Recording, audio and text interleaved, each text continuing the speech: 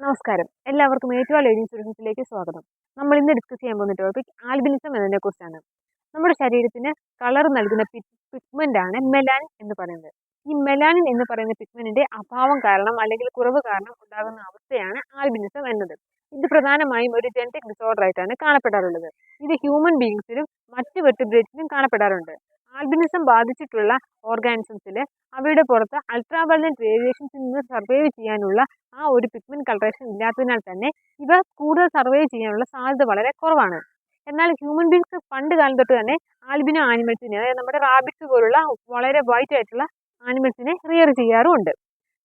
ഈ ആൽബിനിസം പ്രധാനമായും രണ്ട് തരത്തിലാണ് കാണപ്പെടാറുള്ളത്. ഓക്കുലോ ക്യൂട്ടേനിയസ് ആൽബിനിസവും ഓക്കുലാർ ആൽബിനിസവും.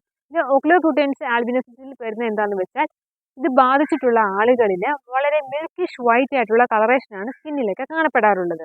പിന്നെ ഈ രണ്ട് കേസുകളിലും ഇവയുടെ ഐറിസിനും പുഴുപ്പിളിനും ഒക്കെ കളർ എന്ന് പറയുന്നത് പിങ്കിഷ് റെഡും പിങ്ക് കളറും ഒക്കെയാണ് കാണപ്പെടാറായിട്ടുള്ളത്. നമ്മൾ പറഞ്ഞു മെലാനിൻ കണ്ടന്റ് കുറഞ്ഞ ആളുകളിലാണ് ഈ ആൽബിനിസം എന്ന് പറഞ്ഞ അതായത് ഈ മിൽക്കിഷ് വൈറ്റ് കളർ കാണപ്പെടുന്നത്. ഈ മെലാനിൻ കണ്ടന്റ് ഒരുപാട് കൂടുതലായി കഴിഞ്ഞാലും ഇത് വരുന്ന ആൾക്കാരുടെ സ്കിന്ന് പറഞ്ഞാൽ വളരെ ഡാർക്ക് കളേർഡ് സ്കിന്നായിരിക്കും. അതാണ് ഈ ആൽബിനിസം മെലാനിൻ കണ്ടന്റ് കുറഞ്ഞ ആളുകളിലും മെലാനിൻ കണ്ടന്റ് കൂടുതലുള്ള ആളുകൾ തമ്മിലുള്ള വ്യത്യാസം എന്ന് പറയുന്നത്. മെലാനിൻ കണ്ടന്റ് കുറഞ്ഞ ആളുകൾക്ക് സ്കിന്നിന് വളരെ ലൈറ്റ് കളേർഡ് ആയിരിക്കും, അതായത് മിൽക്കിഷ് വൈറ്റ് കളറൊക്കെ ആയിരിക്കും.